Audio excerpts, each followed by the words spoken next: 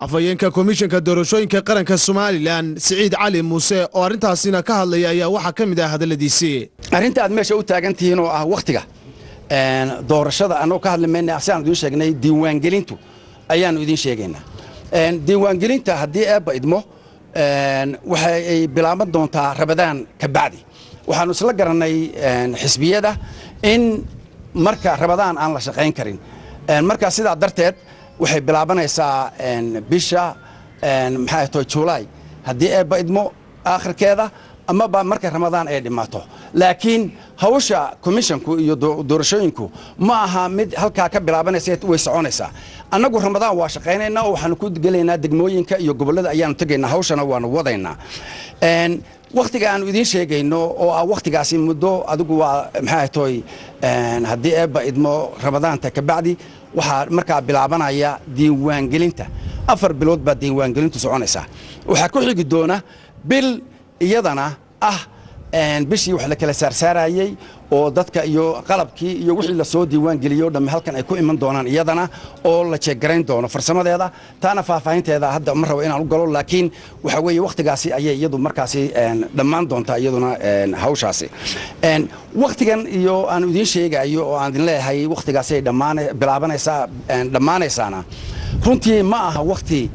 rasmi ah oo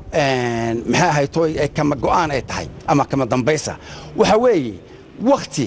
aanu odorosnay oo saadaalinay in hawshu ay sida u bilaabanayso waxyaabo badan baa dhici kara oo iman kara marka waxa weeye maanta laga bilaabo 9 bilood ayaa hawshaasi ay ku socon doontaa agasta kalena mas'uuliyiinta ka socotay 3 xisbi qaran ayaa waxa iyaguna ku waafaqeen muddadaasi la qabanayo diiwaangelinta codbixiyaasha doorashooyinka ay soo jeediyeen komishanka doorashooyinku inay ku raaceen hadda waxaan isla dhameynay arintii technicalka ahayd oo ahayd diiwaangelinta sida ay idin sheegayna runtii waanu la qaadanay waana ku kalsoonahay waan ku kalsoonahay waxaan waliba aan u soo jeedinaynaa inaan timeline-ka hadda aan isla dhameynay aan isla saxnay inaanu hareeraha iska istaagno la idin sheegay komishanku wuxuu noo soo gudbiyay timeline lagu qabanayo diiwaangelinta waxay noo sheegeen 3 bilood inay diyaar garow ugu baahan yihiin qalabkii iyo diyaar garowgoodii 4 biloodna doorashadu soconayso bil rabad diiwaangelintu soconayso bil rabadaanna ku dhex jirto bil lagu kaliin gareynayo micnaheedu waxa weeye bisha July ilaa November ayay hawsha ku dhameynayaan waa diiwaangelintii waa ku talagalkii waa sida ay komishanku noo soo gudbiyeen doorashada dib ay u dhacaysaa 26 Juubay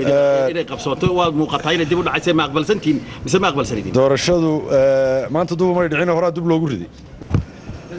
qorshaha waa la isla qaatay isku isla qaateen doorashada dib ilaahay baa dib u riday soo taas ka dhacday muddaxileedka xukuumadda iyo golaha wakiilada Soomaaliland ayaa waxa uu ku eegyahay 26 bisha June